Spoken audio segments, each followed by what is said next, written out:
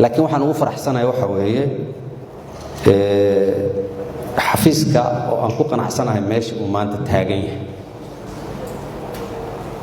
iyo qofka aan ku wareejinayo asagana aan ku qanacsanahay aqoontiisa kartidiisa aadaabtiisa akhlaaqdiisa diintiisa inay iswaafaqi karaanoo aan ka gamci karo saasaan ugu faraxsanahay horta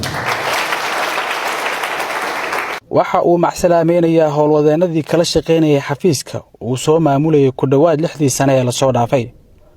waxa uu kala dardaarmayaa xeerlaaliyaha cusub wiilasha iyo gabdhaha xafiiskan oo tira ahaan ka badan xafiisyada kale in uu u ogolaado waxbarashada ay ka heleen dawladda iyo tooda gaarka ah waxa uu u jeediyay howlwadeenada xafiiska inay la shaqeeyaan xeerlaaliyaha cusub waxaan idin kula dardaarmayaa mas'uulka cusub oo idin yimid inaad si daacada sidaad ila shaqayn jirteen oo kale ula shaqaysaan isla markaasna aad sii laabtaan shaqadiina haddii waayahan dambe uu jiray somehow markaan anigu daalay idinkuna inaad daasheen laga yaabo anigu waan daalay 6 sanaan meeshaan joogay ku dhawaad markaan daalay waxa laga yaabaa shaqada inaan ka gaabiyay haddaad ila gaabiseen hadda nin cusub idin yimid oo maalintii kuwa aan bilaabayno kale intuusan usha idinku dhufanin ka hormara ka dheereey waa hubanti in shaqo kasta culeyskeeda leedahay cid kasta oo ka tirsan shaqaalaha xafiiska iyo bulshada inteeda kale ayuu cafis weydiistay Dr. Axmed Cali Daahir xeerlaaliyihii hore waxaan dhammaantiin idinka dalbanayaa inaad cafisaan wixii khalad ah oo iga yimid anigana waa cafiyay cidii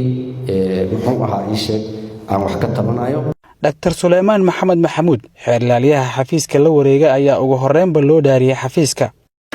waxaan ku dhaaranayaa magaca Alle inaan daacad u noqdo dastuurka iyo shuruucda kale ee dalka una gudanayo waajibaadkayga iga saaran xafiiskayga waxa uu ballan qaaday in halkan aan laga heli doonin shakhsi uga wakiil ah reer si uu wax isu dabamariyo waxaan rajaynayaa inaan gaarno mustawe uusan qofka u baahnayn qofka yaa xafiiska gobolkiisa ka yimid ama magaaladiisa ka yimid oo xafiiska u joogo communication la sameeyo waxaan rabaa inaan gaarno inuu qofka Soomaaliga ku kalsoonaado shaqada la qabanayo daacadnimo iyo hufnaan ee meesha ka jirtana dadku ay marqaati ka noqdaan oo qofkii macaayirta ka dhaxbaxa oo aan ku shaqeyn waayana asna waxaan filayaa inuu sareerkeena kamid ahaaneen uu ka dhaxbixi doono waana ku dadaalayaa inaan macaayirta qofka ka dhaxbaxay uusan la sii joogin haduu Ilaahay raaco isaga oo sii wata hadalkiisa Dr. Suleymaan Maxamed Maxamuud xeerlaaliyaha xafiiska la wareegay ayaa ballan qaaday in uusan ka gaabi doonin horumarinta shaqaalaha xafiiska xagga waxbarashada balse bedelkeed uu baadigoobi doono si uu sare ugu qaadi lahaa aqoontooda sharciga ah waxay u baahan tahay aqoon iyo karti iyo inaad daacad tahay bay wax ku xiran weeye marka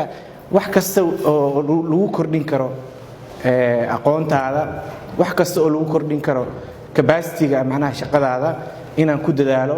inaad heshaan training-nadii loo baahnaa inaad heshaan si joogtaan la update gareeyo refresher training la qabto markasta oo aan shaqadiina kor joogteen loo baahan yahay in lagu sameeyo munaasabadan xil wareejinta waxa goobjoog u ahaa taliye xigeenada asluubta iyo booliska wasiirka cadaaladda gudoomiyaha maxkamadda sare ee marti sharaf kale mas'uuliyiinta ayaa si wada jir ah u kormeeray xafiisyada xeerlaalinta waxaana xeerlaaliyaha cusub uu warbixin ka dhageystay howlwadeenada iyo xeerlaaliyaha xafiiska banaynaya